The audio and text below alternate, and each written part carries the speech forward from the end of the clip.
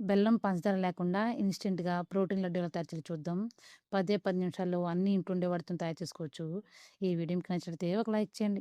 Stove మీద pan పెట్టుకొని, పావు కప్పు పల్లీలేసుకొని, ఒక 4, 5 నిమిషాల పాటు వేయించుకోవాలి. స్టవ్ అనేది మీడియం మీద సిమ్‌లో పెట్టుకొని వేయించుకుంటే టేస్ట్ అనేది బావుంటుంది.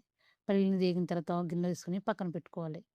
అదే ప్యాన్‌లోకి 2 టేబుల్ స్పూన్ నెయ్యేసుకొని, నెయ్యి అనేది వేడిన తర్వాత పావు కప్పు బాదం పప్పు, జీడిపప్పు, పుచ్చగింజలు, ఆనప గింజలు, గుమ్మడి గింజలు ఇవన్నీ యేసుకొని స్టవ్ అనేది సిమ్‌లో పెట్టుకొని కంటిన్యూస్‌గా కలుపుతూ ఒక 4, 5 నిమిషాల పాటు వేయించుకోవాలి. 4, 5 నిమిషాల తర్వాత పావు కప్పు కిస్మిసు, పావు కప్పు అవిసె గింజలు, అలాగే పావు కప్పు నువ్వులేసుకొని మరొక 4, 5 నిమిషాల పాటు వేయించుకోవాలి.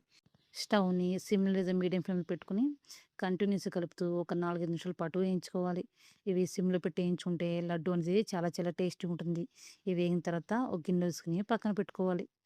మిక్సీలోనికి ఒక కప్పు గింజలు తీసిన ఖర్జూరం వేసుకొని మధ్య మధ్యలో ఆపుతూ వీలంత మెత్తగా మిక్సీ పట్టుకోవాలి. అదే ప్యాన్‌లోనికి మరో 1 టేబుల్ స్పూన్ నెయ్యేసుకొని నెయ్యనేది వేడిన తర్వాత మనం మిక్సీ పట్టుకున్న ఖర్జూరం పేస్ట్ కూడా ఏసుకొని ఒక 2, 3 నిమిషాల పాటు నేతిలోనే ఉడికించుకోవాలి. ఇది అప్పుడు కొద్దిగా సాఫ్ట్‌గా అవుతుంది. మీరు కావాలంటే ఈ ఖర్జూరం ప్లేస్‌లో బెల్లాన్నైనా సరే వాడుకోవచ్చు. బెల్లాన్ని పాకాన్ని పట్టుకొని మనం మిక్సీ పట్టుకున్న తర్వాత దీంట్లో ఏసుకొని మనకు కావాల్సినట్టు లడ్డూని చుట్టేసుకోవచ్చు. ఒక 2 నిమిషాల తర్వాత ఇది సాఫ్ట్‌గా అవుతుంది. స్టవ్ ఆఫ్ జేసి పూర్తిగా చల్లగేంత వరకు పక్కన పెట్టుకోవాలి. పల్లీలనేది పూర్తిగా చల్లగిన తర్వాత దానిపైన పొట్టుని తీసుకొని పక్కన పెట్టుకోవాలి. మిక్సీ జార్‌లోకి మనం వేయించి పెట్టుకున్న పల్లీలు, అలాగే డ్రై ఫ్రూట్స్ కూడా ఏసుకొని మధ్య మధ్యలో ఆపుతూ బరక మిక్సీ పట్టుకోవాలి. మరీ మెత్తగా అవసరం లేదు.